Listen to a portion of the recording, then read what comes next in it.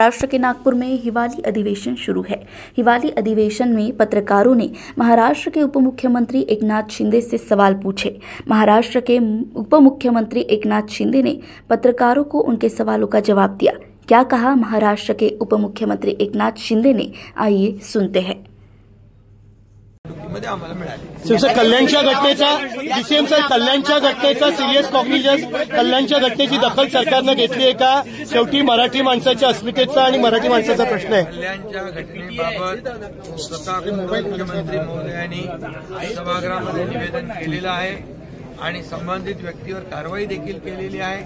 कुठल्याही परिस्थितीमध्ये लोकशाहीमध्ये जे आपले फंडामेंटल राईट्स आहेत त्याच्यावर कुणालाही गदा आणता येणार नाही।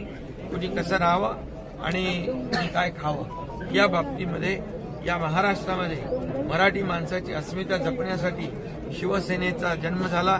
बाळासाहेबांनी शिवसेनेला जन्म दिला आणि शिवसेना सुरू झाली आणि तेव्हापासून मराठी माणूस ताठ मानेने जगू लागला। त्याला मोठ्या कार्यालयांमध्ये, सरकारी कार्यालयांमध्ये नोकऱ्या मिळू लागल्या, त्याचा मानसन्मान वाढला आणि म्हणून या महाराष्ट्रामध्ये मराठी माणसाचा अपमान कुणालाही करता येणार नाही आणि या बाबतीमध्ये कुठलाही मुलाहिजा कोणाचा ठेवता येणार नाही। संबंधित घटनेवर सरकारने गांभीर्याने घेतलेला आहे। पुन्हा एकदा सांगतो मी, मुख्यमंत्री महोदयांनी सभागृहामध्ये या बाबतीमध्ये या महाराष्ट्राची एक अस्मिता जपण्याचा प्रयत्न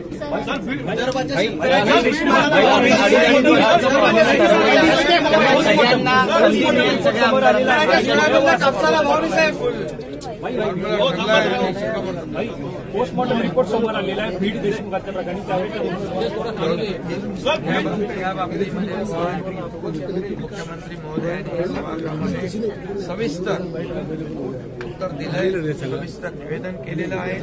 झालेली घटना अतिशय दुर्दैवी आहे, माणुसकीला काळिंबा फासणारी आहे म्हणून या बाबतीमध्ये सरकारने गांभीर्याने घेतलेलं आहे। यामध्ये जे दोषी आहेत त्यांच्यावर कठोर कारवाई होणार आहे आणि त्याचबरोबर जे पोलीस अधिकारी आहेत त्यांना निलंबित केलेलं आहे आणि त्याचबरोबर पोलीस अधीक्षक यांना तिथून दुसरीकडे त्यांची बदली करून ट्रान्सफर केलेली आहे आणि म्हणून यामध्ये कुणालाही पाठीशी घालण्याचं काम